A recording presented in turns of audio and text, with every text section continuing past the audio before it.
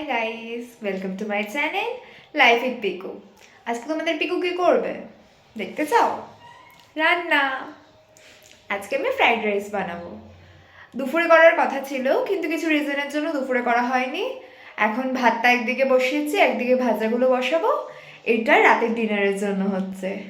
তো চলো দেখা যাক কেমন হয়। গাজর কাটা হয়ে গেছে, বিন কাটা হয়ে গেছে। এখন আমি মটরশুঁটিটা সিদ্ধ বসাবো কড়াইয়ে, তারপর এগুলোকে ভেজে নেব। মটরশুঁটিটা সেদ্ধ বসিয়ে দিয়েছি, প্রেশার কুকারে দিলাম না, বেশি সেদ্ধ হয়ে যেতে পারে। আর এই যে গাজরটা কিছুটা হয়ে এলে এটা দিয়ে দেবো, কেন গাজর তো সেদ্ধ হতে একটু সময় লাগে।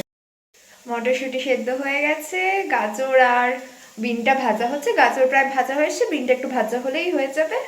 তারপরে মেন রাইসে চলে যাব আমরা। কিছু গুছিয়ে নেবে হচ্ছে, সবই হয়ে গেছে। এবার ভাতটা দেবো, তার উপর লেয়ার লেয়ার করে ঘি, মিষ্টি, চিনি সব কিছু দেবো একটু একটু করে, নিয়ে তারপরে ঝাঁকিয়ে নেব।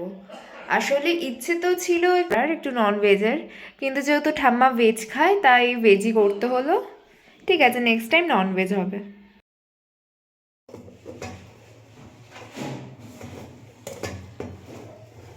আমার বানানো ফ্রাইড রাইস বাড়া হচ্ছে।